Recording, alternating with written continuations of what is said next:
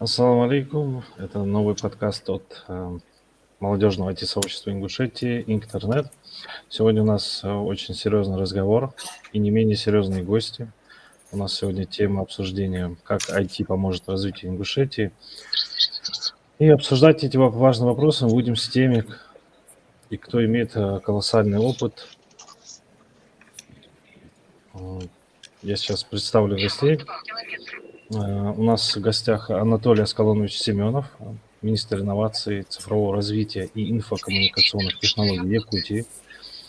А также Тагир Абдул-Хамидович Аушев, российский ученый, профессор Российской академии наук, член-корреспондент Российской академии наук по отделению физических наук по специальности ядерная физика и, что немаловажно, наш земляк. Слово вам, Анатолий Аскалонович. Насколько я знаю, в Якутии с начала 2010-х годов успешно развивается сфера IT. На сегодняшний день 85% экспорта IT-услуг в Дальневосточном федеральном округе приходится на Якутию. Расскажите нам об опыте Якутии в развитии инновационной инфраструктуры, с чего начинали, с обучения кадров, создания технопарка. Понятно, что у всех регионов свои особенности. Какой опыт других регионов вы использовали или считаете удачным, может быть, вы просто с кем-то советовались из других регионов? Спасибо, добрый день, уважаемые друзья, коллеги. Очень, во-первых, хочу привет сразу передать тоже Национальной Республике Ингушетия. На самом деле страна российская наша очень огромная, и, мне кажется, таланты, на которых, по сути, построена IT-сфера, она богата как раз в субъектах.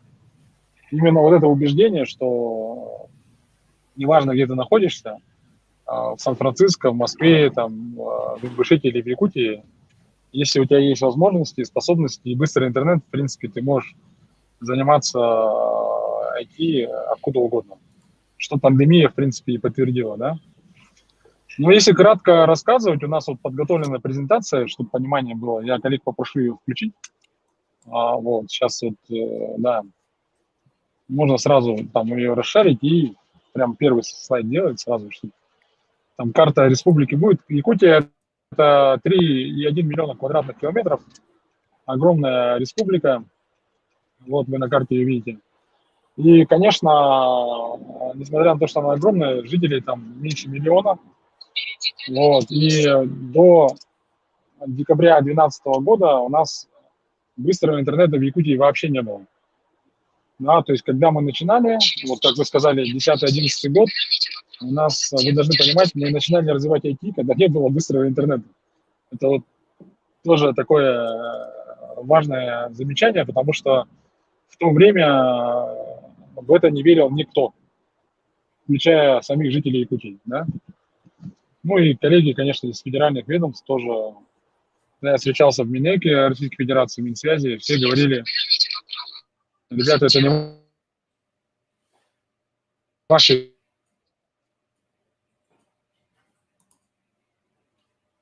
там никак не IT, да?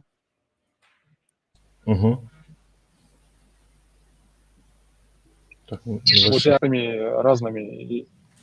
Да, связь пропадает, да, коллеги?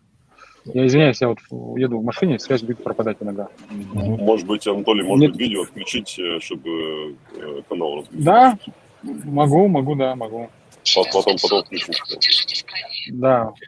Вот, и, в общем, когда мы начинали, соответственно, развивать IT, вот я с субъектами разговаривал, понятно, что в Якутии там IT развито, то есть надо понимать, что 10 лет назад оно не было развитым, да, и в начале всей этой истории стояла вот как раз IT-комьюнити, то есть то, что я так вижу, у вас тоже сейчас уже создается IT-комьюнити, это, мне кажется, самое главное, то есть мы тогда, вот сейчас создатель индрайвера Арсен Томский, тогда у него был сайт, есть сайт ИКТРУ, да, компании Синет, Афанасий Алексей Ушницкий, это вот Майтона, тогда они назывались Улус Games, Эдуард Готовцев, который сейчас Фантастик, тогда они назывались Данго компания. И много-много ребят, там где-то 12 человек, мы собрались и создали ассоциацию развития IT-отрасли. поставили цели себе, задачи, то есть популяризировать IT среди детей и молодежи, проводить хакатоны, проводить открыть школы по подготовке IT. То есть, да, и уже, да, поставили задачу создать IT-парк в Якутске, чтобы, ну, было ядро экосистемы, на котором мы бы вот, соответственно, развивались. Вот как раз сейчас можно следующий слайд включить, там видно будет IT-парк. Данные IT-парка, можно следующий слайд, наверное. Вот IT-парк, то есть это сегодня это 108 резидентов, больше миллиарда выручка резидентов.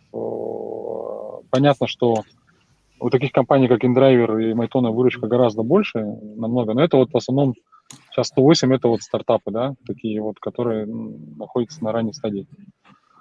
Вот, ну что мы сделали, да, чтобы на самом деле все это случилось? Конечно, мы, вот, наверное, надо вернуться на слайд выше, там дальше, выше поднимите, коллеги.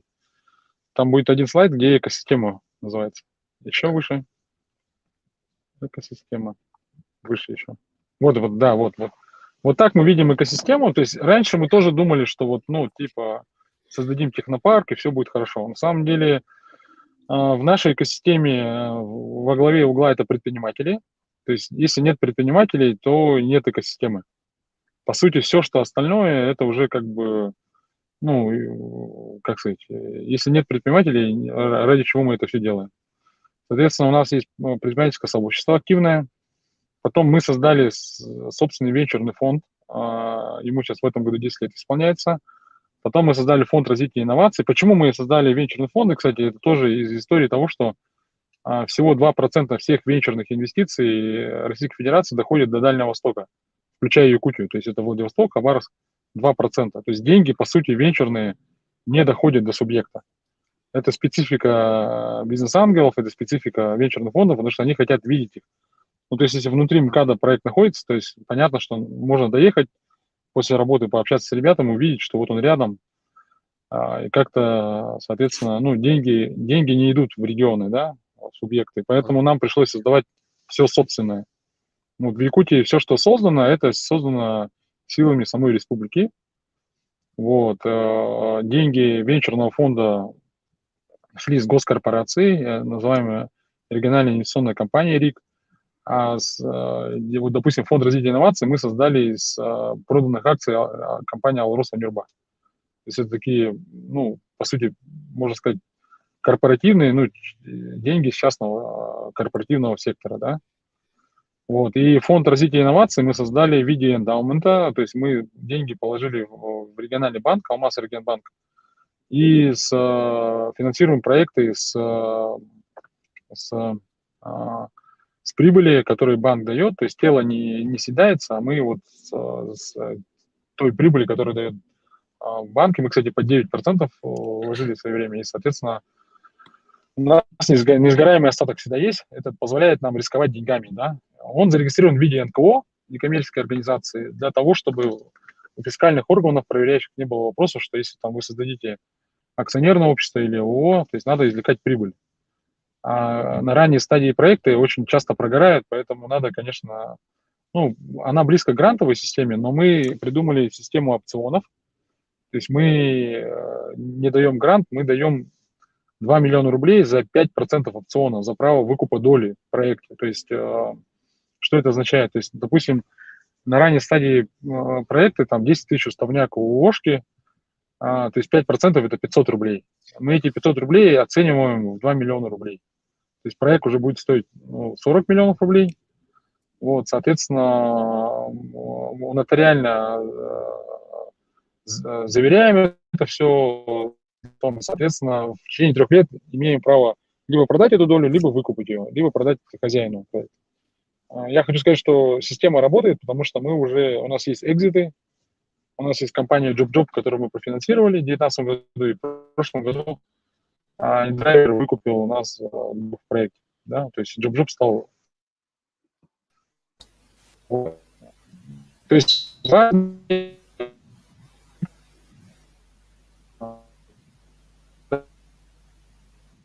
Снова помехи у нас. инкубаторе Орех, допустим, ребята сидят бесплатно. Это очень важный момент, что и надо давать бесплатно. Люди тоже не понимали, спорили со мной, что зачем давать стартапам бесплатно, ну, типа, надо за деньги, там, а просто вы должны понимать, что вот эта так называемая долина смерти, первые 3 года, ну, у ребят нет ничего, то есть, да, пока они проект не сделали, пока они его не продали, им нужно время, хотя бы там, ну, около года, чтобы они создали какой-то продукт и вышли на рынок, хоть как-то, да, проверили свою гипотезу. Соответственно, мы даем помещение бесплатно, интернет бесплатно, оборудование на самой ранней стадии, да, деньги там, где никто не дает. Да, обычно в Силиконовой долине это 3F, там Friends, Family and Foolish, то есть это семья, друзья и дураки, как бы, да.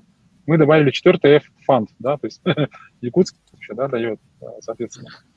Вот, и это позволяет, то есть мы профинансировали уже 150 проектов, но мы профинансировали около там 50 проектов на ранней стадии. Вот, соответственно, это создает некую воронку проектов. Мы понимаем, что вот мы задачу поставили там в год по 20 проектов финансируем, ну просто так, фонд так нам позволяет делать.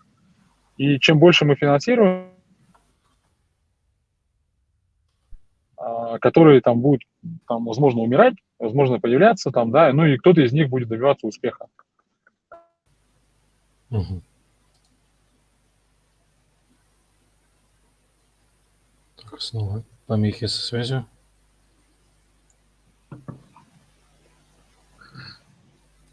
Так, мы пока... Анатолий, вас пока не слышно.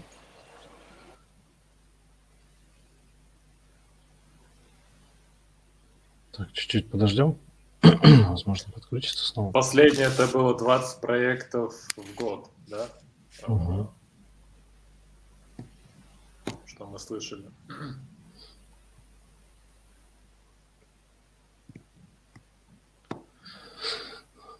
Ну, если смотреть на эту экосистему сегодня, да, это идеальный такой фундамент для появления новых проектов.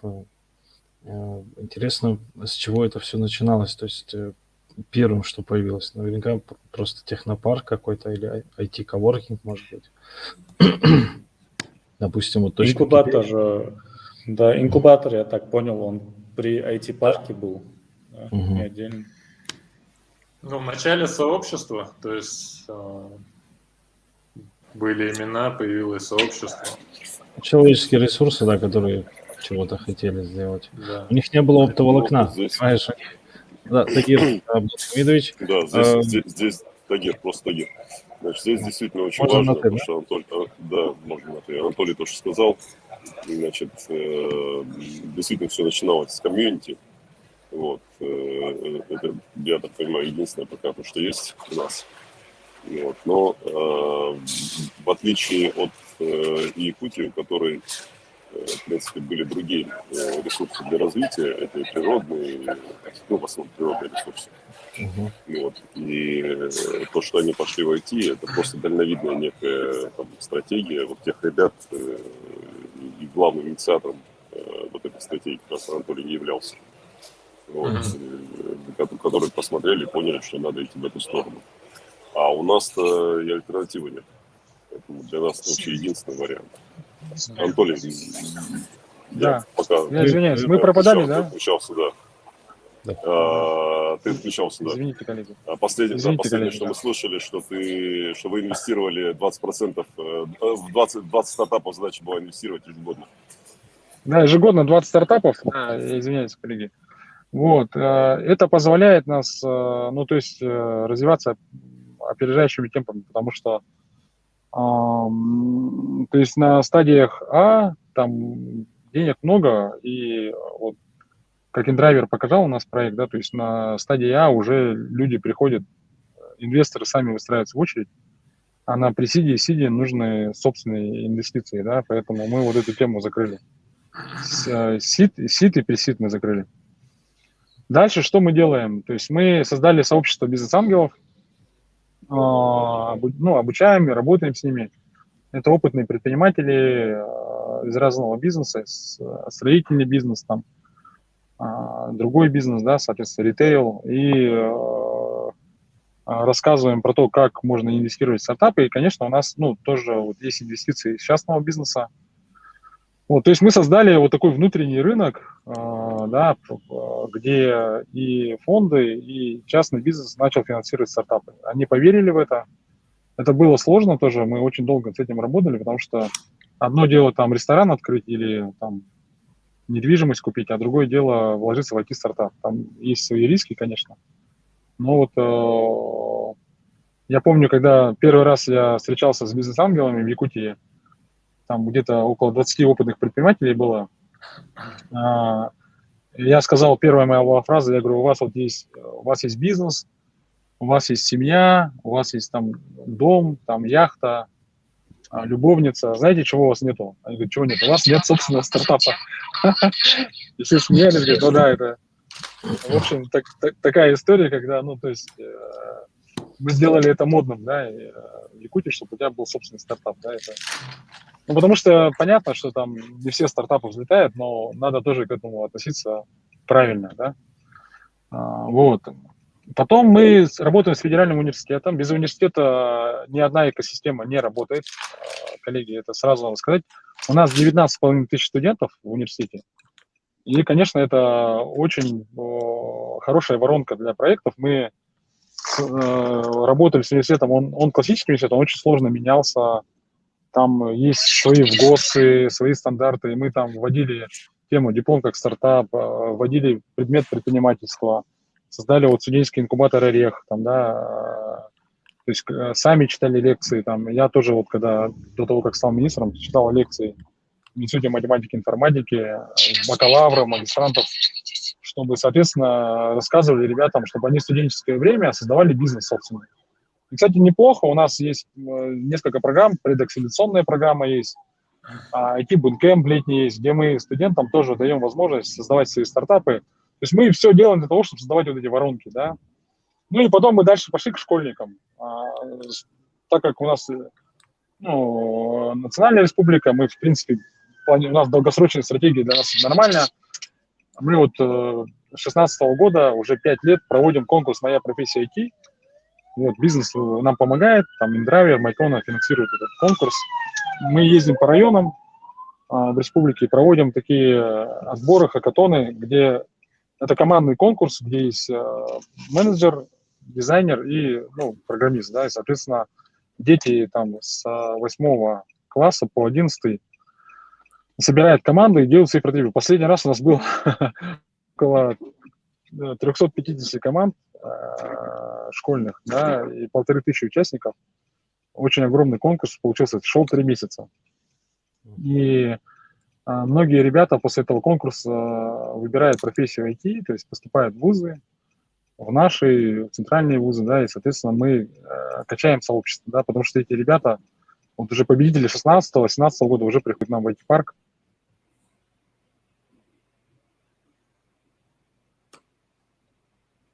Пропадает связь. С бизнесом. Частный бизнес начал создавать частные IT-школы. У нас около 50.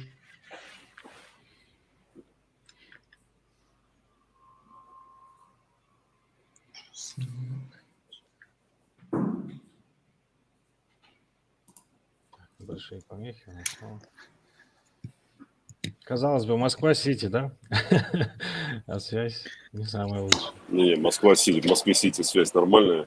Вот, Анатолий просто в машине едет, подъезжает в Москва-Сити. Он только подъезжает. Ну, да. В общем, получается, как по поводу, если говорить про школы, да, то есть 50 частных IT-школ, родители проголосовали рублем, то есть, конечно, они платные, эти школы. Есть и бесплатные, доп. Образования, но есть и платные, да, то есть местные школы, есть федеральные школы, есть местные, такие как школа Алтан, IT-школа Ларионова, где у нас примерно, посчитали, от 3500 детей где-то обучается. Вот. В основном джуны, да, то есть это и 3D-графика, программирование, там, начиная от Python, Java, там, заканчивая движками типа Unreal Engine и Unity, да. У нас так получилось в Якутии, что у нас очень активно развивается геймдев, благодаря Майтоне, в которой 1000 сотрудников, да, сейчас, вот. Типа фантастика. У нас вообще игровых компаний около 20 разных компаний, разного уровня. Вот. И геймдев очень востребован. Вот. И, конечно, мы вот сейчас создаем креативный кластер. Это вот вы купили здание на 13 тысяч квадратов, потому что мы в IT-парке уже не помещаемся, к сожалению. Вот. И в креативном кластере у нас будет развиваться анимация, геймдев, ну и вот развитое наше направление кино. Потому что для кино тоже надо много делать анимации. Вот. И еще создаем третий фонд теперь, называется фонд цифрового контента, да, чтобы финансировать уже проекты из анимации и из кино. Вот. Ну и если я про университет рассказал, крупные корпорации, да, то есть надо втягивать крупные корпорации. Вот Алроса вошло в экосистему нашего. Компании создали Алроса IT, они резиденты IT-парка тоже. Они нашим проектам ставят задачи, то есть там по машин-лернингу, там по другим вопросам ставят техническое задание, и наши резиденты IT-парка сидят и делают для них решения, собственно. Вообще вот на самом деле это мы подсмотрели вот в Бостоне, когда обучались. Они сказали, что крупных корпораций надо втягивать в экосистему, не просить у них деньги, а просить задачи, чтобы для IT-компаний ставились какие-то определенные задачи. У нас это не сразу получилось. Корпораты очень закрытые системы. В частности, у них всегда обычно собственная разработка есть или что-то. Но нам так получилось, что мы долго-долго активно работали с ними, доказали, что мы можем делать не хуже там зарубежных производителей. Соответственно, вот Алроса повернулась к нам, и, соответственно, сейчас мы с 2019 года активно работаем. Вот. И последнее, это вот государство. Мы создали Министерство инноваций, которое я возглавил в 2018 году. Это, кстати, в стране это единственное министерство, которое называется Министерство инноваций и цифрового развития. Естественно, у нас есть госпрограмма инновационного цифрового развития, где-то 1 миллиард рублей в год примерно тратим. Мы создаем IT-центры в вузах. Их создал я уже 11. Есть там образовательные программы собственные. Вот. Переобучаем взрослое население. Кстати, очень хорошая программа, коллеги, тоже хочу, чтобы вы ознакомились. Мы 3-месячные курсы для взрослого населения, как вечерняя школа. То есть, допустим, какой-то сельхозработник или работник там в бюджетной сфере или там другой сферы может переобучиться, получить это курсы переподготовки, кстати. Вот. На уровне джуна они обучаются, и, соответственно, потом мы им даем возможность трудоустроиться в местной IT-компании. Вот. Ну, кратко все, коллеги. Вот так мы работаем, в общем. Анатолий, спасибо за рассказ. Очень подробно, очень кратко, все понятно дали, всю информацию преподали. Мне хотелось бы спросить у Тагира, разве разрешили нам на «ты» общаться? Тагир, насколько вы считаете, реально перенять опыт Якутии в нашу республику? Потому что все-таки у нас и меньше людей, и предпринимательское сообщество не такое, так скажем, крупное, да, не настолько оно опытное, чтобы вовлекать их в IT-стартапы. И как вы видите вообще вот начало работы с нашей республикой? Ну, во-первых, что касается численности, мы всего лишь в 2 раза меньше Якутии. Это раз. Во-вторых, на численность как бы точно не стоит, потому что у нас зато есть преимущество, мы очень компактные, то есть мы все локализованы там, на небольшой достаточно территории, и количество связей и взаимодействия между людьми здесь очень важно. Поэтому на численность точно не надо обращать внимание. Да, действительно, у нас предпринимательство, наверное, в меньшей степени развито и меньше крупных предпринимателей в республике. Вот. Но, опять-таки, вот тот объем инвестиций, который необходим на начальном этапе, мне кажется, не такой большой, а сеть предпринимателей, которые по всей России, может быть, даже в мире есть, наших земляков и выходцев из республики, достаточно для того, чтобы запустить на первом шаге запустить это. Здесь определенную работу, конечно, надо сделать, и мне кажется, у нас есть все необходимые ресурсы для этого с точки зрения взаимодействия с этим бизнесом. Да? То есть мы, в принципе, до любого можем так или иначе дотянуться. Другое дело, что с той стороны, то есть тот первый шаг, о котором Анатолий говорил, это создание комьюнити, чтобы, условно говоря, было с кем разговаривать, было кому задачи давать. Вот это должно быть. То есть если например, вот вы говорите, что есть хотя бы какое-то начальное комьюнити, начальная группа людей, кому можно подбрасывать задачи, можно найти тех людей, которые так, для эксперимента, для престижа иметь свой стартап, захотят вовлечься в эту экосистему. Не просто денег дать, а именно вовлечься в экосистему. Я думаю, что это реально сделать. Вот. Поэтому, как минимум, 2 компоненты из того, что Анатолий говорил, мне кажется, у нас есть. Мы можем найти, условно говоря, бизнес-ангелов, и, насколько я понял, все-таки есть какое-то начальное комьюнити. Дальше действительно нужно, конечно же, и технопарк создавать, и акселератор, и инкубатор, чтобы людям было где сидеть бесплатно, так сказать, просто пользоваться интернетом и офисным пространством. Вот. Но принципиально не вижу никаких проблем, таких дилбрейков не вижу, которые бы не позволили реализовать эту стратегию. А самое главное, опять-таки, вот с точки зрения мотивации, да, у Якутии это все получилось, потому что они очень хотели это сделать. Была команда, которая очень хотели это реализовать. У нас это желание должно быть не меньше, потому что, давайте объективно, Земли нет, ресурсов природных не так много, реальных способов каким-то образом еще на какой-то тематике поднять экономику республики практически нет. То есть IT в нашем случае просто единственный выход. Либо там дальше сидеть, так сказать, на дотациях и пытаться как-то выживать, либо поднимать экономику, просто пойдя в ту сферу, в которой единственное, что нужно, это мозги. Вот. А мозгов, слава богу, у нас, мне кажется, у молодежи, у детей наших достаточно. Вот. Главное просто в нужный момент дать им правильное образование и возможность для роста. И все. То есть, и вот Анатолий опять очень правильную вещь сказал. Мы национальная республика и можем себе позволить думать долгосрочно. Вот если мы будем думать с перспективой на 5 лет, ничего не получится. Вот надо объективно смотреть на эту историю с перспективой минимум 10-15 лет. То есть это тот период, когда, условно говоря, от школьника дорастает человек до предпринимателя. Вот если с такой перспективой смотреть, то дальше можно будет уже выстраивать определенные планы и делать шаги, которые позволят этим успехам. Вот, наверное, так я прокомментирую. Если я ответил, надеюсь, на вопрос. Да, просто, знаете, как получается, вот у Анатолия Скалуновича, у него огромный опыт в менеджменте.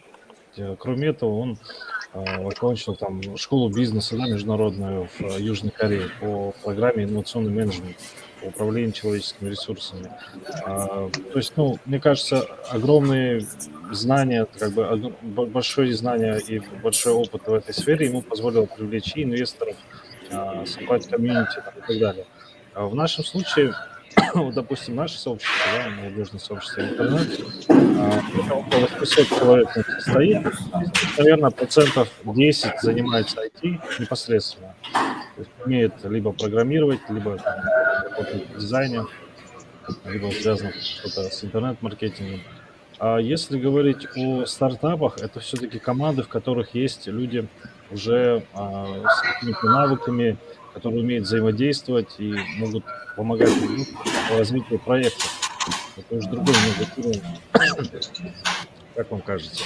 Чтобы до этого дойти, нужно много действий. Давайте я вопрос Анатолию переадресую, потому что вы ссылаетесь на Анатолия. Да. И, кстати, Анатолий, где? Потому что, мне кажется, мы где-то в одном месте находимся. Где-то рядом, да.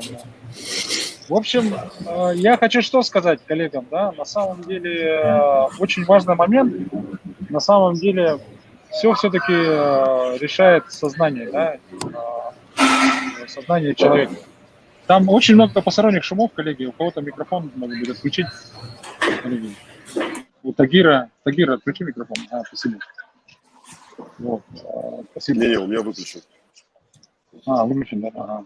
В общем, все стоит в сознании, коллеги. То есть мы же, вот я просто, почему вот Ингушетия, Дагестан, допустим, Якутия, у нас, допустим, очень развита вольная борьба. Да, и очень, спорт номер один в Якутии. И на тот момент, допустим, да, то есть если бы я открывал школу борьбы, это было бы понятная история очень для всех. И, кстати, было даже некое, то есть мы говорили о том, что, ходили к спортсменам, там говорили, что не трогали наших ребят вообще, потому что самое главное это то, что у них есть в голове, да, и самое дорогое. И просто договаривались, чтобы наших айтишников никто не трогал вообще. Это тоже вроде бы сервис, да, такой смешной, но очень понятный и важный для людей. Вот, поэтому главное, мне кажется, что здесь договориться и начать это делать. Просто глаза боятся, руки делать. Вот начать с маленькой школы, с маленького, вот где рядом с ними, с маленькой школы, с маленьких хакатонов, с маленького комьюнити, начинать работать, привлекать каких-то других, скажем так, IT-компании другие, да, как-то, чтобы филиалы открывали. И потихоньку, вот мы менторим, помогаем, вот, работая с Владивостоком, открыли там филиал Майтоны, помогали создавать технопарк русский, вот, и у них потихоньку растет все. И Южно-Сахалинск сейчас начал тоже за нами, открыли на 1000 квадратов IT-парк. Южно-Сахалинск это вообще остров, да, то есть там тоже очень тяжело все, но тем не менее у них уже есть стартапы, которые появляются, да, то есть просто начать надо работать. Не говорить, как бы не рассуждать, а вот начать делать, да, и вы не поверите, что вот мы объездили в Дальнем Востоке 11 субъектов, Чита, Анадырь, там везде есть стартапы. В Ингушетии 100% есть стартапы, вот, их надо собрать в одном месте, замотивировать их как-то, договориться с руководством Ингушетии. Очень важна позиция губернатора, очень важно. Нас вот Василий Сергеевич очень сильно поддерживает. Вот, и тогда все получится, то есть потихоньку. Эта история не про быструю победу, вот в чем проблема. Это не вот... Можно буквально несколько этапов я расскажу, как мы видим и что уже сделано. И вы нам как раз дадите комментарии по этому поводу. Сейчас очень сложно наладить связь между опытными специалистами и теми, кто начинает или хотел бы, да, вот, войти в сферу IT, так как специалисты зарабатывают достаточно денег, как бы, на проживание там и так далее. И чтобы отказаться от какой-то части работы и уделить внимание новичкам, обучить их, допустим, или просто там, участвовать в их развитии, да, как-то менторством или наставничеством, очень сложно достичь договоренности со специалистами. Вот даже те, кто находится в сообществе интернет, мне бывает сложно, и мне, и вот ребятам, кто с нами работает над этим, сложно наладить связь между ними и перейти вот черту просто находиться там в телеграм-каналах, вот у нас есть по тематикам там, программирования, дизайн и так далее. И я так понимаю, все-таки нужно искать средства, чтобы оплачивать опытным специалистам какую-то часть времени, которую они уделят на обучение новичков, и таким образом начинать уже работать.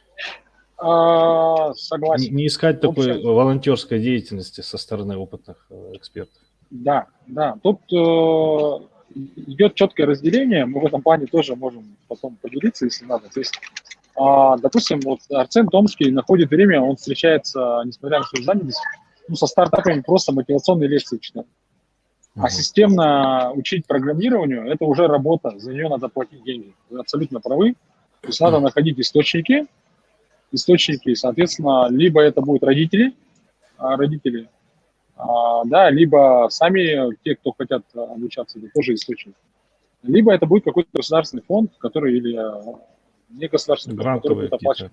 Да, грантовая история может быть, чтобы оплачивать создавать эти школы, да, и, соответственно, оплачивать эту работу. Причем желательно, у нас вот, допустим, был принципиальный спор с Минобром, то есть зарплата преподавателя должна быть не ниже хотя бы джунов разработчиков. То есть программисты получают больше, чем преподаватели, к сожалению.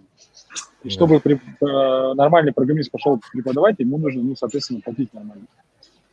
Это тоже проблема, конечно, но надо ее решать. Мы решили это. Ну, я бы здесь добавил, может быть, пару слов. Вот смотрите, я понимаю, у нас там, может быть, не самая богатая республика, но по большому счету вот, у тех же родителей и там, родственников всегда найдутся какие-то деньги для того, чтобы хотя бы одного ребенка в семье, так сказать, обучить. Так вот, почему этого не делается? Потому что не видно перспектив того, что ребенок, обучившись IT, станет успешным. В первую очередь, с точки зрения финансов. Вот тот положительный опыт, который есть у каких-то команд, я надеюсь, вы нам сейчас, может быть, расскажете, что вообще есть какое состояние дел в IT в республике, да, какие команды есть, насколько они успешны, что они могут. Вот если бы такой опыт положительный тиражировать и рассказывать там, условно говоря, и по телевизору, и в интернете, и везде, чтобы родители видели это дело и поняли, что да, я одного из своих детей, там, не юристам, экономистам отдам, чтобы он там, или там, самое сейчас популярное, по-моему, ну, что самое, там, силовые органы, да, потому что там куда-то, так сказать, он пристроится, какую-то копейку будет получать, но это, ну, так не должно быть в нормальном обществе.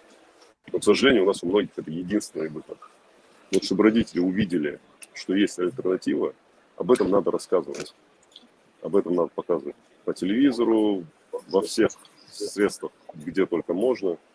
Вот. И как только у нас же такая, вот это вот сарафанное радио очень хорошо работает. Как только одни увидят, что, извини, там парень поднял там $100 000, да, или там сколько, ну, вот, на первом пресиле, правильно? То все остальные тут же, так сказать, скажут, я тоже хочу. Это, ну, это у нас стандартная история. Вот, поэтому родители, это, мне кажется, один из самых главных факторов. Надо убедить родителей, что надо идти отдавать детей в IT. Поэтому, а для этого надо как бы некий пиар делать. Да, агитацию. Я добавлю, показывать положительные примеры. Мы недавно проводили опрос, собирали статистику зарплат ингушских айтишников. И после того, как мы статистику эту опубликовали, у нас был мощный наплыв участников сообщества. То есть люди просто видят, какие зарплаты у айтишников, это их интересует и подключаются. Да, важно сказать, что в республике очень мало стартапов, может по пальцам просто их перечислить. Но те, кто зарабатывает там достаточно большие деньги, чтобы приводить их в пример, именно местные стартапы, их почти нет. Это если говорить там об компании Intensiven, если говорить, она игровая студия, то есть геймдевы, они получили контракт с компанией Wargaming, белорусская компания, работали с ней с 2019 года. Смотрите, вы сейчас расскажете про эту компанию, но просто небольшой комментарий. А не важно, что откуда деньги привлекаются. Более того, у нас в республике денег нет. Мы можем друг другу 1000 раз давать деньги, так всегда от этого толку мало. Поэтому деньги во всем мире надо брать. Точно не нужно, так сказать, говорить, где у кого соседа взять. Нет, весь мир, вот наш рынок. Поэтому и очень хорошо, это отличный как раз пример, что деньги откуда-то извне люди поучили, привлекли, так сказать, и в республику. А расскажите про этот проект. Покажи, Берт, презентацию, пожалуйста. Ну, это ссылка на Steam. Они создали игру под названием Diesel Guns и выиграли в номинации «Лучшая PvP игра». Это такой режим person versus person, типа 1 на 1, когда играешь. Вот. Ну, там такая игра, типа экшен. Машины с пулеметами, с ракетами друг против друга. Вот. Но эта компания работает с 2009 года, я в ней тоже работал больше 4 лет. Потом я ее покинул. Они продолжали работать. Конечно же, от государства мы никакой там поддержки почти не получали. Даже более того, там палки в колеса получали. Вот. И мне, если честно, ну, я перегорел, я ушел, они продолжали. У них там сейчас штаб-квартира в Магасе есть. Ну, иногда на них обращают внимание, но они такие, знаете, немного инопланетяне скорее, чем молодежь, на которую там, которую хотят поддержать там, в правительстве или еще где-то. Ну, этот вопрос тоже можно решать. Опять же, это менеджмент, это все умение убеждать, умение договариваться. А у нас очень сложно это делать, потому что, во-первых, менталитет такой, всех генеральский, все хотят быть начальниками, всем хочется, чтобы в первую очередь им угождали. Ну, а госорганы хотят выделиться там сразу же на фоне других и просто там использовать больше, чем помочь. Поэтому сложно бывает договариваться. Как нам видится развитие IT, вот, ну, хотя бы в 2022 году, что мы планируем сделать, да? У нас нет таких навыков там на 5-10 лет стратегию разрабатывать. Ну, мы только начинаем сейчас работу, более там полугода у нас сообщество интернета развивается. Кроме этого, мы создали некоммерческую организацию под названием Solva, которая будет заниматься просвещением, образовательной деятельностью. То есть мы постараемся лицензию получить, чтобы у людей были документы, удостоверяющие, что они там обучились. И главное, чтобы у них были знания также. Сложность здесь больше состоит в том, что преподаватели, которых мы привлекаем, вот с ними сложно договариваться, так как, например, преподаватель по там, языку Python, да, или PHP хочет достаточно зарабатывать, да, чтобы тратить свое время там на ребят. И ту стоимость, которую они запрашивают, и для людей это слишком много. То есть мы стараемся с ними договариваться по цене. Сейчас мы преподаем HTML, CSS, JavaScript, преподаем веб-дизайн, 3D-моделирование. Вот ребята из Intensiben согласились преподавать там по геймдеву вещи. Ну, не знаю, будем развиваться, попробуем что-то сделать весной. Мы сейчас хотим подать на грант вот от этой некоммерческой организации. Хотим провести IT-фестиваль. Пригласим специалистов из лаборатории Касперского, там у нас земляки есть, Джабраил Матеев в частности. Есть ребята с Объединенных Арабских Эмиратов, которые работают там в американской компании. Просто чтобы они замотивировали. В первую очередь, здесь уровень вовлеченности и интереса к IT у молодежи низкий. То есть люди не совсем понимают, что в программирование можно пойти и без знаний высшей математики. Многие думают, что там нужно быть каким-то гением, который сидит и 24 часа в сутки программирует. Вот. Ну, постараемся что-то сделать весной, если получится получить именно грантовую поддержку. Опять же, все зацикливается на том, что сложно собрать ребят, которые готовы в течение года, 2, там, 5 лет работать над молодежью, работать с молодежью вместе. У нас нету даже пространств таких, где можно собрать их и вместе с ними, допустим, провести какой-то хакатон, какое-то обучение быстрое, там, да, допустим, научить их там хотя бы рисовать макеты сайтов, да, простых. Ну, посмотрим, что можно сделать. У нас такой вопрос к вам, Анатолий Аскалонович. Вы до того, как стать министром Сейчас, инноваций Якутии... Ислам, Да. слышно вас? Да. Да, Меня у Анатолия слышно, да? вопрос. Да, Меня слышно, да? да, слышно. А вы выключили микрофон. Сейчас выключили. Да, там кнопочка есть. Либо у вас наушники отключаются. Сейчас тоже не слышно? Сейчас слышно. Сейчас слышно, да? Да. Ну, а ты слышишь? Да, я Ты можешь слышу. задавать, потому что в моих наушниках они услышат тебя. Давайте. Смотрите, есть предложение. Вот Тагир нас пригласил в Ингушетию в марте. Мгм. Вот. Мы можем сделать IT-десант такой, приехать, ну, серию мастер-классов, какой-то совместный хакатон провести, там мероприятие, и круглый стол на уровне губернатора. Отлично. Давайте. Очень что-то даже такое. круто. Это очень круто, Обычно же, конечно. Да. обычно же как бы всегда нужен какой-то пример, на который опереться. Просто мы приедем, и как-то должна возбудиться, ну, как бы, местное правительство, сказать, что как это, если у них получилось, у нас тоже получится. Вот Южно-Сахалинск точно так же сделал. То есть местное население начало требовать, вот, ребята, в Резекуте получилось, почему у нас нет? И уже можно принять какую-то дорожную карту, комьюнити собрать и потихоньку начинать степ-бай-степ. Еще раз говорю, не ждите быстрых побед, но даже маленький коворкинг в центре вашей столицы с маленьким образовательным классом уже может дать какой-то стимул для нашего роста.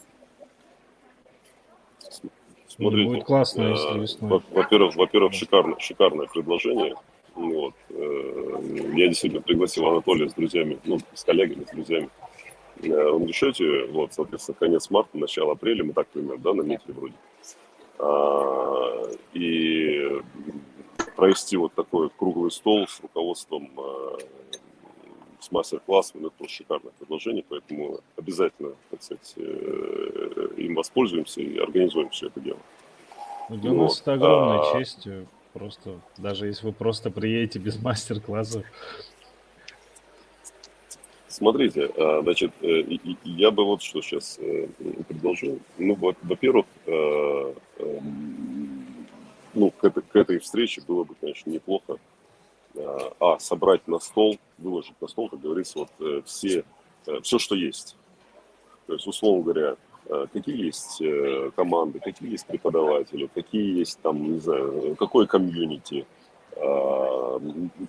какие есть бизнесы, которые потенциально могли бы быть заинтересованы в IT-решении, какие есть предприниматели, просто к этому времени найти, может быть, предприниматели, которые бы потенциально готовы были бы инвестировать, просто там с минимальным, так сказать, ожиданием ответной реакции, так сказать, но с большими рисками, ну, просто, так сказать, как говорится, common балансшитом, так сказать, просто инвестировать в это дело. Вот. Собрать все это дело, чтобы та дорожная карта, о которой Анатолий говорит, которую надо принять вот, будет во время этого, значит, круглого стола, чтобы она была к этому моменту подготовлена. Потому что, ну, как бы, чтобы не просто там поговорить, а конкретно шаги наметить. Это вот один момент. Второй момент, мы сейчас с ректором университета готовим совместную программу с МФТИ по подготовке IT-специалистов. То есть, если все получится так, как мы планируем, то весной будет набор, там, порядка 20 человек на первый курс университета с очень жестким, четким отбором, так сказать, по всем правилам, на программу, которая будет организована и преподаваться частично преподавателем ГФИ. И это будет такая элитная группа, там, хороший десант, мне кажется, очень хорошая история. Да. Вот вам второй компонент. Третий компонент, смотрите, если бы, ну опять-таки, вот, допустим, у меня очень часто бывают там, и потребности в каких-то IT-решениях, и я просто сталкиваюсь с людьми, которым нужны подобные решения или что-нибудь. Ну, то есть мы все крутимся вот в этой среде. Я не один такой. Но никто из нас, по большому счету, не знает, что в Ингушетии есть хоть кто-то, кто может самое важное, ответственно, чего, так сказать, ну, там, мне не очень, может быть, приятно это говорить при Анатолии, да, но у нас есть, к сожалению, такая часто распространенная проблема, да, ну, не до конца, дыдза, тебе, так, ну, вот как бы, так, вроде сделали, отдали, так сказать, ну, а здесь очень важно, когда ты что-то поручаешь, что тебе важно. Это уже воспитание такое. Да, это воспитание, я понимаю, но это должно быть сделано, так сказать, на 146%, не просто на 100%. Вот если бы были бы команды, которые хоть маленькую задачу, хоть простую задачу, но готовы выполнить с максимальной ответственностью, есть ресурсы, есть деньги, есть связи, так сказать, такие задачи давать. Но нету входного разъема, ну, у меня лично нет, да, вот мы сейчас, наша с вами сейчас задача создать такой вот ответный разъем, куда можно было бы подключать эти внешние задачи. Вот если вы со своей стороны готовы эту часть взять на себя, я думаю, так сказать, и я со своей стороны, а может быть и Анатолий, если захочет, так сказать, какие-то задачи подкидывать, да, мы могли бы обеспечить хоть минимальный поток задач входящих. Вот что вы Не, ну мы скажете? что можем от себя поделиться? То есть мы можем просто по-хорошему вот в IT-сфере это менторить эту историю. То есть делать-то вы будете сами, но мы можем подсказывать. И это сэкономит вам время. Потому что мы много ошибались, много где спотыкались, да, то есть находили вот, тоже противостояние, непонимание. Но я еще раз говорю, что путь в 1000 миль начинается с первого шага. Мы только на самом деле себя даже считаем, что в начале пути. Поэтому надо потихоньку. Главное захотеть, короче. И еще один будет момент. Правительство будет говорить, что вы обучите ребята, они уедут. Вот это было основной моей претензии ко мне. Что ты там обучаешь ребят, они становятся богатыми и уезжают. Вот сейчас, во время пандемии, сейчас нам вообще так никто не говорит. Майтон на драйве в Томске в прошлом году 120 миллионов перечислили в якутской больнице на приобретение аппаратов ИВЛ. Это везде писали, говорили. В этом году во время пожаров они выделили 80 миллионов на борьбу с пожарами. И сейчас никто не говорит, что IT это плохо. То есть смысл в том, что богатые якуты не перестают быть якутами. Это важно понимать. И богатые ингуши, они не перестанут быть ингушами. Да? И они, где бы они ни находились, всегда будут поддерживать родную республику. Вот это комьюнити, а почему изначально оно начиналось с этого, и мы до сих пор так и дружим. И это важно. И там правительство, я думаю, просто будет соглашаться сами. Потому что вот ту дорожную карту, которую вот мы сейчас обсудим, то есть выставляем техническое здание, они говорят, из этого мы вот это сделаем, а вот это не сделаем. И мы понимаем, что вот это чем мы будем закрывать. Партнеров будем искать или бизнес зайдет. То есть они должны сказать, мы из этого ничего не будем делать. Понятная история. Тогда, ну, соответственно, вопросы к ним будут такие же. Дальнейшие. Да. А, соответственно, понять, главное, что самим надо делать.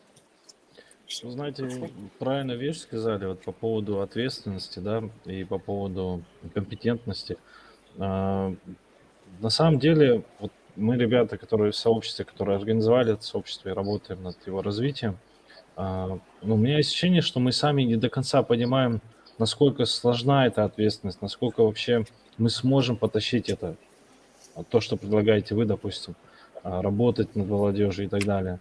И для того, чтобы себе доказать, в первую очередь, себе, что мы сможем, мне хотелось как раз-таки провести вот это небольшое мероприятие весной, вот это IT-фестиваль, получить грант, провести мероприятие, найти одаренных каких-то ребят, талантливых, креативных ребят, замотивировать их.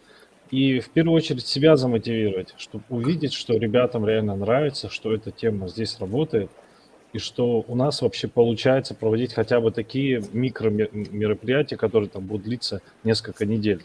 Если мы говорим об IT-коворкинге, технопарке, это вещь, которая будет там со стратегией, как сказали, на 5-10 лет, где будет там 100 человек, да, сидеть и работать над проектами. Ну, это супер ответственно, это очень сложно на первых порах, как минимум, да, может быть, потом это все автоматизируется, будут какие-то разные люди со своими полномочиями, и нагрузка, да, с каждого из нас может упасть.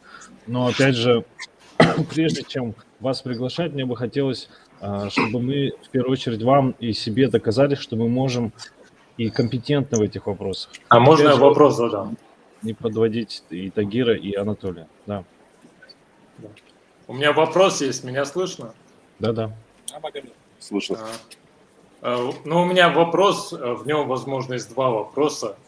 Смотрите, вот нашему сообществу год, благодаря этому сообществу мы сами узнали, что среди ингушей есть специалисты, которые работают в крупных компаниях Яндекс, лаборатории Касперского, Apple, Tesla. То есть я специалист там, с 10-летним опытом, не знал этого. Вы в своей презентации сказали, что у вас сверху стоит бизнес, и у меня вот сейчас ключевой вопрос. У нас нет такого актива, как бизнес, у нас есть такой актив, как специалисты, которые там по всему миру, и есть кто работает в крупных компаниях, менее крупных компаниях. Как это идет в противовес, если мы сделаем упор не на бизнес, а на специалистах, то есть, по крайней мере, выращивание этих специалистов, и первое время рассказывать о них, там, просвещать. Это вот первый вопрос. Почему вот приоритет смещается в сторону бизнеса, а не в сторону специалистов? Может, будет какой-то комментарий? Объясню. В общем, в курсе же Иннополиса? Да. Иннополис взял модель Бангалора. Бангалор, наверное, тоже слышали. То есть Индия за счет того, что они дешевая рабочая сила, они многие компании IBM, Microsoft и там открывали спин-оффы по разработке. То есть они нанимали специалистов, дешевые рабочие силы. И это тоже IT-столица. Это вот путь Бангалора. То есть вы будете воспитывать специалисты, которые будут работать в Яндексе, в Сбере, в Apple, как вы сейчас говорите. Да. У нас другая модель. Мы создаем бизнес, хозяина бизнеса. Ушницкий, который хозяин Майтона. Да? Сейчас Майтона создает Майтонаверс. Свою вселенную, метавселенную. Это два разных пути. Какой вы выберете сами? Это как в матрице. Влево-вправо. Потому что если бы вы воспитывали просто специалистов, они бы работали в Яндексе или на Германа Оскаровича Грефа. При всем моем уважении к нему, как-то не очень интересно. Поэтому мы создаем бизнес. И когда мы с Томском спорили по этому делу, я сказал, что у нас больше университетов, мы крутые. Я говорю, ваши специалисты будут работать в якутских IT-компаниях. Мы будем их нанимать. И в этом наш путь. То есть много ребят в якутских компаниях работают с Новосибирска, с Питера, с Иванова. Норм. В этом и разница. Я понял. Окей. Интересно. Можно добавить, у нас в республике. Я только могу поддержать Анатолия в этом плане. Мне кажется, что просто с точки зрения экономики нам не подходит путь готовить специалистов. Это неплохо, это как дополнительная часть необходима, потому что это те же самые ресурсы для самих бизнесов. Потому что смысл готовить там предпринимателей, которым не с кем будет работать. Потому что непосредственно. Вы очень важно сказали, ингушей не так много, как якутов. Мы не индусы, нас не миллиард. Мы не можем создать там просто там какие-то миллиард специалистов туда отправить. Но мы можем создать 100 ингушских компаний IT, которые будут там, условно, потом по 100, по 1000 человек работать в разных уголках мира. Это $100 миллиардеров. И все. Это история. То есть нужно развивать нужно развивать и предпринимательство. Предпринимательское сообщество. В IT. В IT. Мне кажется, у нас немножко разные базы. Республика это у нас очень маленькая. Скилл, это немножко другие задачи.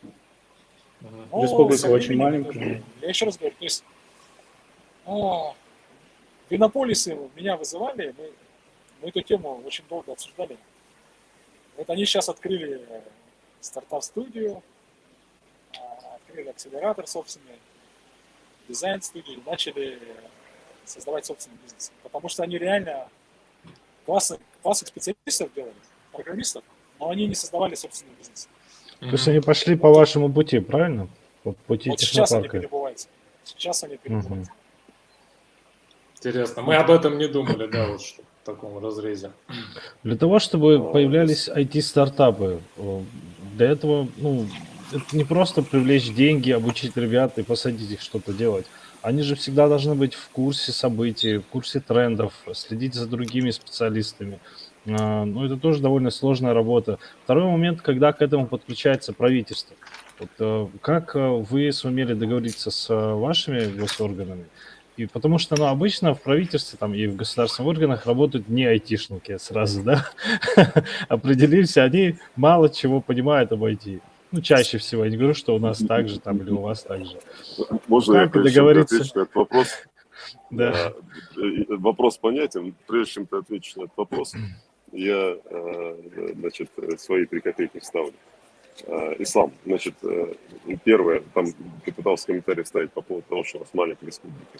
В Якутии проживает 980 тысяч. У нас проживает, ну, там 500 000 примерно. Да? Ну, там, 30% может, чуть молодежи от общего числа. больше. Молодежи очень много. Поэтому порядка, то есть в 10 раз соотношения точно нет. Ну, пускай есть коэффициент 2, который может быть скомпенсирован за счет там, просто большой плотности и плотности взаимодействия, который на самом деле компенсирует, так сказать, численность иногда. То есть нет дилбрейка, вот это вот ощущение, что мы маленькая республика, ну забудьте про это раз. Как бы, но нет этих ограничений. Если вы сами не поверите в эту историю, точно ничего не будет. Поэтому, конечно, вот правильно, надо там хотя бы что-то сделать, чтобы поверить. Ну, давайте делать. Но поверить точно надо, это раз. А теперь отвечаю на вопрос, так сказать, чтобы правительство поверило, там, чтобы оно... Мое личное отношение. Любое правительство следует за трендом обычно. Поэтому не надейтесь, что правительство возглавит эту историю. Или правительство что-то сделает. Мы надеемся, чтобы что они не вырос возглавят ее. Это хорошая надежда. Это хорошая надежда. Вот. То есть правильная надежда, чтобы они это не возглавили. Тут правильно. Но просто в моем представлении это должна быть следующая история. Вот представьте себе некий объем под большим давлением. Вот он просто распирает. И вот правительство, это, условно говоря, тот краник, который в нужное направление стравливает это давление. То есть направляет его в нужное направление, в нужное русло. Как-то окаймляет все это дело. Вот пока не будет этого давления изнутри, то есть пока не будет внутри там сообщества, которое говорит, все, уже энергию девать некуда, да. Нам нужна реализация, мы требуем, мы хотим что-то сделать. Вот пока этого не появится, по большому счету, правительство может подключать, что-то им говорить. Они какие-то слова даже могут говорить правильные, но они реально ничего не сделают, пока не будет вот сильного давления, которое надо будет куда-то направить, иначе оно взорвется. Вот функция правительства. Это мое как бы видение. Анатолий, теперь это как бы... Да, несколько вещей сказал. Насколько большую роль сыграло правительство вот в реализации технопарка? Ну, Вот это тоже вопрос. правительство выделяло средства, Вот. да, это важно. Не, у нас в этом плане Опс.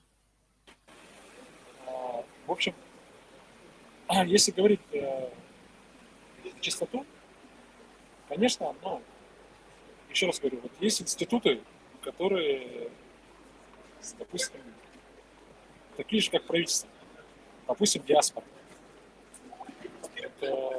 Это же тоже институт такой, ну, как бы диаспора, да, который, в принципе, существует, с ней надо работать. Вот вы же тоже в эту сторону двигали, потому что встречались с людьми. Вы правильно абсолютно, Ислам, сказали, что я потратил миллион энергии.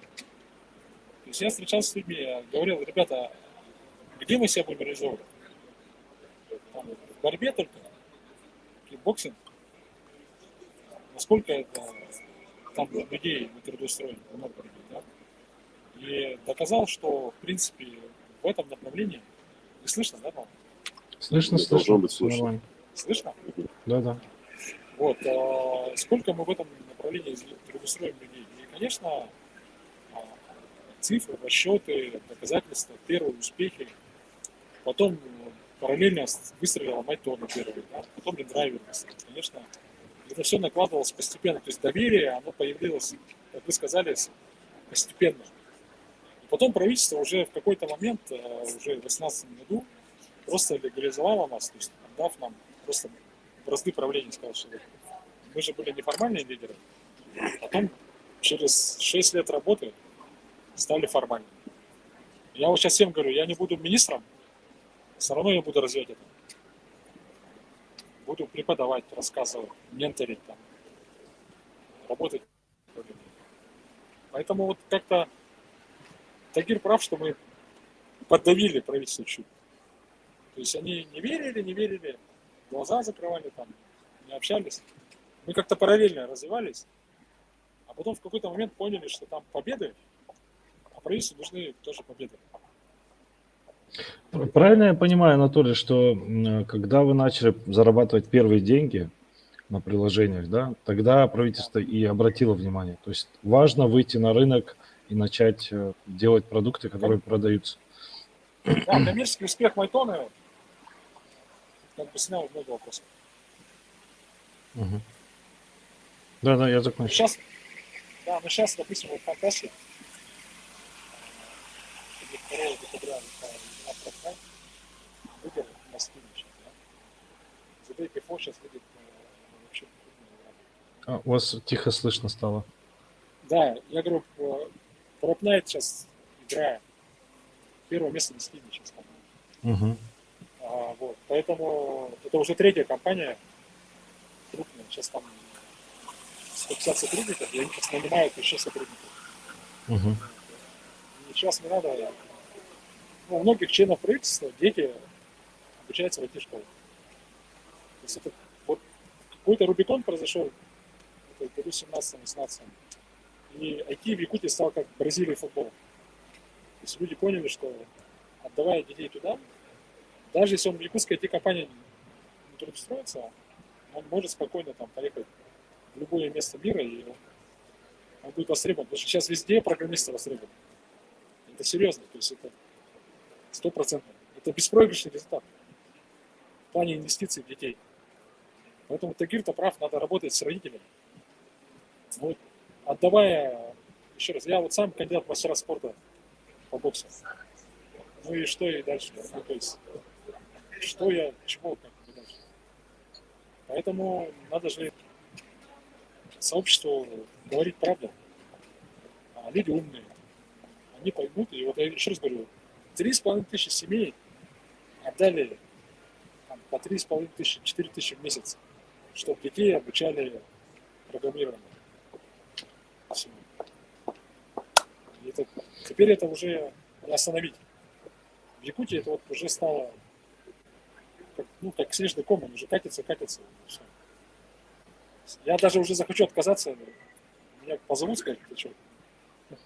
Мы тебе поверили, да. Ну вот в Ингушетии мы работаем в этом направлении тоже. Первую IT-школу открыл, также называется Солова, это Бекхан Зармотов ее открыл еще в начале лета. Она для молодежи, то есть там не дети именно обучаются, а молодежь. А также открыли школу Кодди. Может, слышали, международная школа Кодди есть, она по методикам Microsoft. Да, это франшиза. Также филиал открыли, она как раз-таки для детей. У нас они обе действуют в Ингушетии. Но, учатся немало людей, но и немного. Опять же, тут вопрос правильной агитации, информационных кампаний. Даже интервью с вами, мне кажется, тоже повысит интерес к IT, как минимум. Магомед Да, здесь Чапанов интересный второй раз вопрос. задает вопрос, Да. как работать с родителями. Анатолий, Да, ответишь? мы начинали, вот вы будете смеяться, это 11-й год, 12-й. Я ездил в деревне, брал с собой сына Томского тогда. У меня было время. Афанасия, детей. Чуть-чуть Ездили громче, по если школам. можно. По школам ездили, проводили родительские собрания. Ну, то есть родительское собрание приходит, там сидит классный руководитель, мастер-класс и на презентации. Что вот так вот можно создать сообщество в ваших руках. Давайте вот вы в вашей школе откройте дополнительные занятия. Вы можете кружок танца открыть, там бисероплетение, вольной борьбы и программирование. У школы есть такая возможность. У каждой школы есть, поверьте, средства на то, чтобы доп. Образование открыть. Мгм. Пожалуйста, открыли, родители проголосовали, говорят, давайте программирование откроем. У нас сейчас вот по районам это 50 только частных школ, а как доп. Образование там 126, по-моему, доп. Образование по IT, по программированию. Вот. Я сейчас добиваюсь Минобра, додушиваю, чтобы это увеличили количество информатики и вот, больше денег на доп. Образование по программированию. Вот сейчас додушиваю, они тоже в эту сторону идут. Вот. Поэтому родители стали требовать. Как бы это не только вы должны требовать, это сообщество должно требовать. Примеров же тысячи. Вот даже вот эту компанию вашу, вот парни вытащили этого, пусть он интервью даст. Если у них успех есть хоть небольшой. А, кстати, мы уже делали с ним Давай. интервью. Да. Уже делали. Мы сейчас в сообществе практикуем такую вещь, как интервью с ребятами, которые достигли каких-то успехов. И как раз-таки их пример очень сильно мотивирует людей. И это вовлекает все больше и больше молодежи. Вы знаете, у нас опять есть специфика. Все-таки, если мы говорим про родителей, то родительская аудитория – это, скорее всего, телевидение. Очень, у меня такое ощущение, то есть, может быть, вы меня поправите и скажете, что это не так. Но у меня такое впечатление, что, условно говоря, для родителей, если по местному телевидению что-то сказали, да, то есть обозначили, там, глава выступил или что-то, в принципе, показали какой-то материал по местному телевидению, то значит, это некий региональный тренд. Вот если это так, если мое предположение верно, и многие родители, как бы, смотря там, местные новости, там, ориентируются, так сказать, есть ли государственный тренд на это дело или нет, есть ли региональная политика в этом направлении или нет, то тогда надо вот такие интервью показывать именно по местному телевидению. Потому что Инстаграм и Ютубы родители чаще всего все-таки не смотрят. Есть, конечно, уже молодые родители, такие Да. как мы, но большинство, мне кажется, все-таки ориентируется на телевидение. Может быть, я не прав, поправьте меня, вы лучше знаете ситуацию внутри республики. Тагир, здесь все сложно, потому что, во-первых, лидеров общественного мнения, там, по пальцам перечесть, может быть 2 или 3, и то они в религиозной сфере.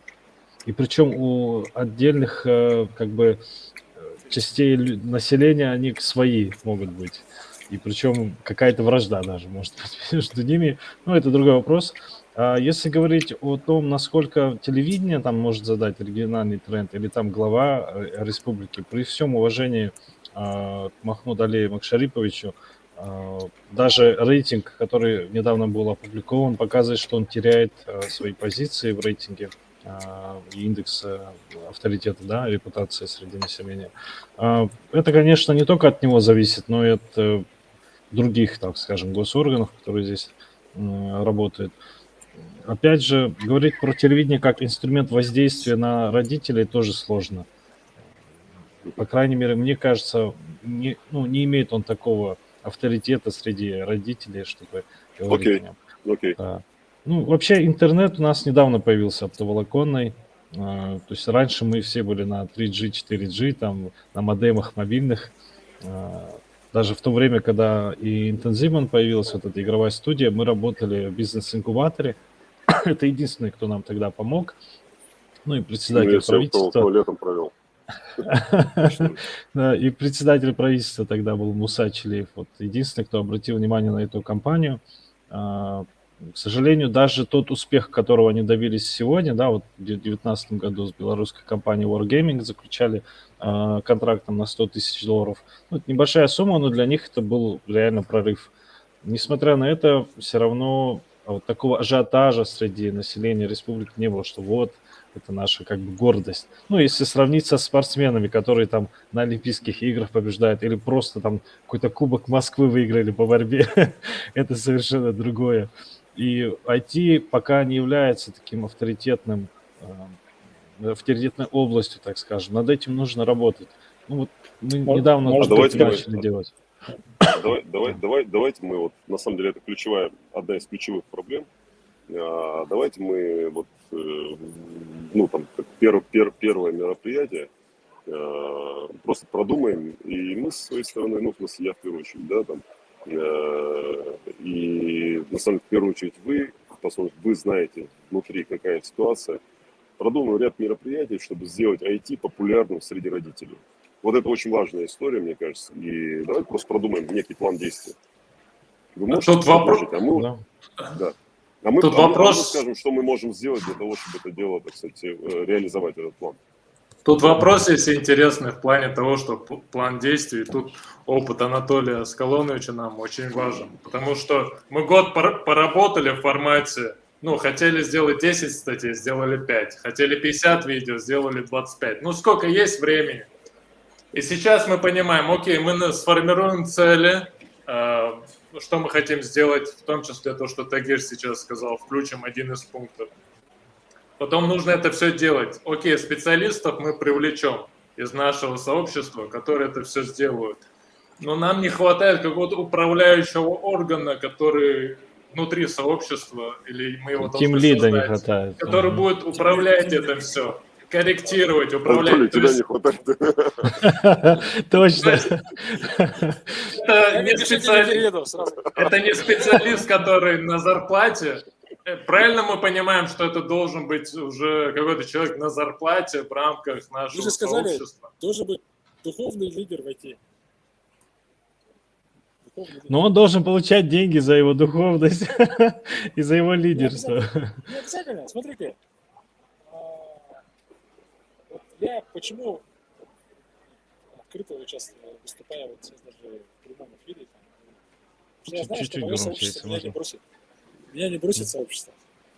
То есть, если я завтра меня уволят с министерства, я знаю, что я все равно не останусь один. Да, и это важно. Это договоренности мужские. Мне кажется, вот то, что вы сейчас говорите, у меня просто это вот дежавю. То, что там вот правительство не поддерживает, то, что сейчас там вот, пока уверенности нет. Это проблема да, всех надо регионов, уверенность. да. Немножко уверенности добавить надо вам. Сказать, что да, у нас все получится. И это, мне кажется, вот главная задача. Потому что вот та цель, которую вы выберете, вы пойдете, да? Вот я сказал там, типа, 10 тысяч сотрудников. У нас сейчас было, мы начинали вообще 300. Сейчас 3,5 тысячи. 3,5 тысячи. Зарплаты там... Просто нереально. Там 3 тысячи долларов. Это же нормально. Вот. Это супер. Да, и мы еще идем, но прикиньте, я ошибусь, и будет 7 тысяч. Ну, вот, не получилось. То же самое. Типа будет, я сказал, в Якутске 1000 стартапов. И сейчас у нас пока в IT-парке там 108. Ну, не дожали, да, еще 900 надо. Но 100-то есть. Я к тому, что вот вы пойдете, вот вы говорите, работаете уже год, это нормально. Мы в марте приедем, поработаем. Осенью мы будем встречаться через год. Уже будет другое. В 2023 году уже будет другое. Главное не сдаваться и идти в эту сторону. Это 100% работа. Вот я говорю, если мы захотим там развить баскетбол, пригласим там специалистов, построим спортзалы, будут чемпионы через 5 лет там баскетбольные команды. То есть это в любой сфере. То есть IT это не исключение, короче. То есть это... Если долго мучиться, что-нибудь получится, правильно? Правильно. Это работает. Да, это работает. Я согласен. Тем более IT это растущая история. Я думаю, что она, конечно, там 15-20 лет будет расти нормально. Можно как раз-таки работать с этими лидерами мнений, которые у нас есть, с теми же религиозными деятелями, со спортсменами, и через них транслировать важность развития IT. Конечно. Я думаю, они поддержат. Да, у нас недавно возникла идея, вот в школе Кодди, которую мы преподаем детям, мы хотели договориться, у нас есть местная академия «Спартака», детская академия футбольная, футбольного клуба «Спартак». Мы хотели предложить детям, которые там обучаются футболу, чтобы они параллельно могли получить навыки в сфере IT. Если вдруг у них не сложится карьера там в футболе, допустим, то можно их будет перенаправить, так скажем, профориентировать в другую сферу. Да, и такой опыт был у Ярославского Шинника. Там вся детская академия выкупила курсы Кодди и преподавала детям помимо футбола и программирования. Ну вот у вас замечательная другие идея. сферы. Классно. Ну, будем пробовать, будем стараться. Вы Я так уделили понял, нас что много времени, так мы бы тоже не хотели вас задерживать. На самом деле для нас это огромная польза встретиться и с вами, Тагир, и с вами, Анатолий.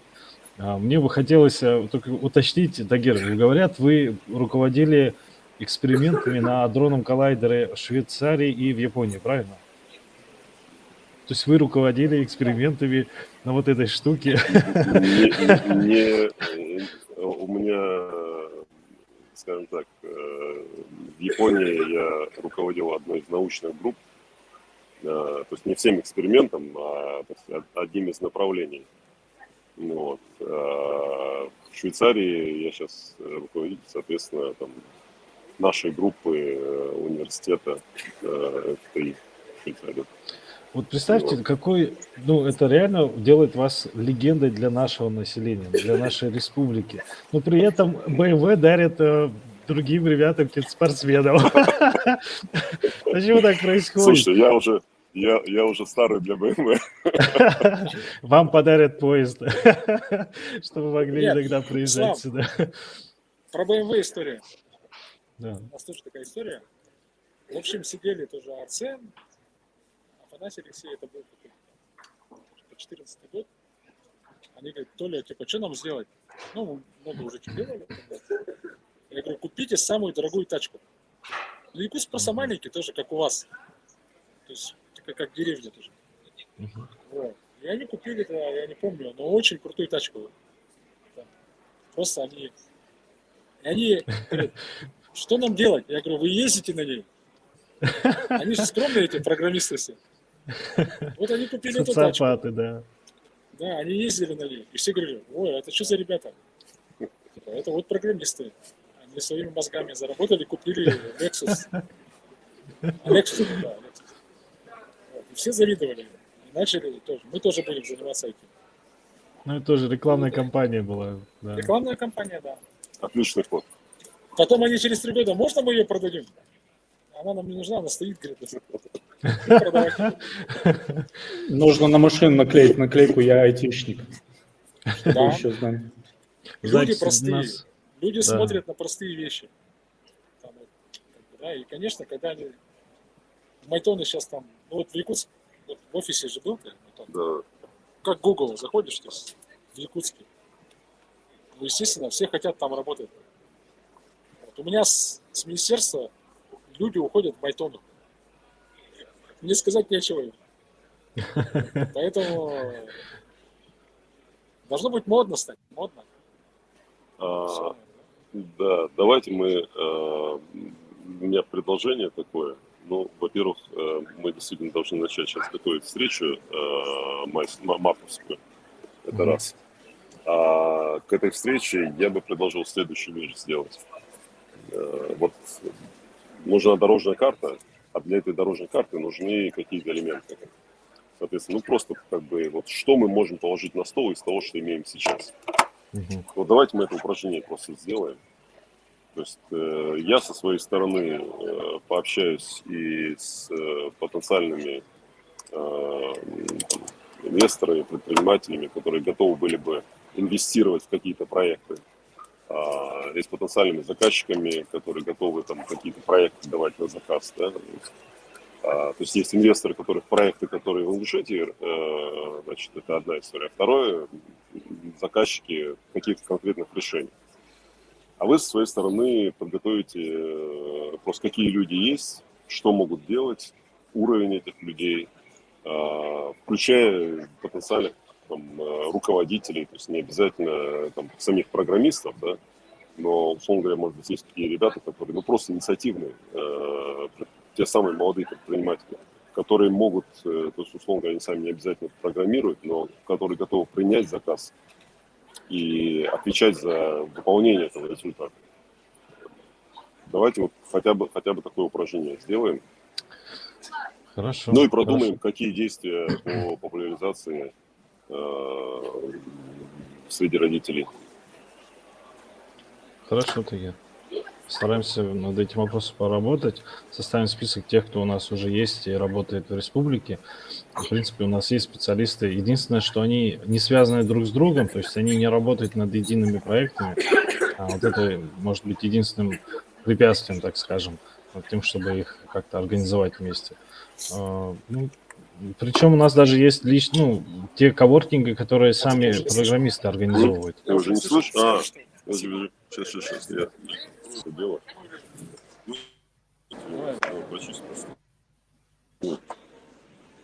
Коллеги, я хотел... Я говорю, что у нас айтишники... Да, Анатолий. Я хотел сказать спасибо, просто у меня батарейка села на телефоне. У меня сегодня были перекусы. Думаю, достаточно мы очень много обсудили. Во-первых, спасибо Тагиру, который приехал в Якутию и внес в мою жизнь немножко небольшительно. Мало кто знает, что есть у нас ячейка, который Аушев, один из родственников. Есть у нас даже общие вещи, которые можно обсудить. Поэтому мне это все интересно. Но, как говорится, больше не бывает односторонне. Поэтому если с вашей стороны будет немножко тепла, немножко энергии, поверьте мне, мы тоже готовы этим теплом поделиться и приехать в парк в гости. Не важно там даже, не надо там супер прихорашиваться. Приедем, пообщаемся. Я думаю, что даже того, что, как правильно сказал Ислам, нашего приезда будет нормальный. Может быть, толчок, я возьму с собой еще кого-то из этих компаний. Чтобы пример был не только чиновник, вот, пообщаемся, интересно, надо же жить, потом приедете в Якутию. Смотрите, у нас на самом деле можно запланировать, если у вас команда сформируется, можно приехать и учиться, то есть посмотреть, как офицированы созданы, что сделали. Может, правительство создаст такую команду, на самом деле. Туда войдут разные представители. Привлекайте журналистов, сообщество различные.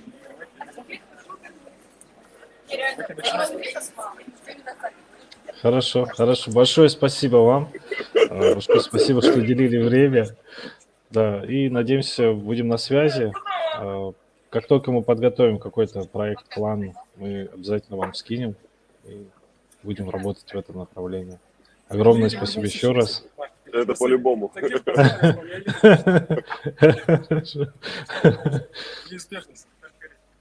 Хорошо. Будем прощаться тогда. Единственное, у нас конкурс. У нас конкурс в рамках нашего подкаста для тех, кто слушал. Кто предложит наиболее интересную идею по созданию какого-то уникального сайта или сервиса или приложения, мы подарим толстовку с нашей символикой интернет. Поэтому ждем ваших предложений, оставляйте в комментариях, присылайте нам в личку, многие знают нас. Это будем ждать. Все, спасибо. До свидания. До свидания. Всего хорошего.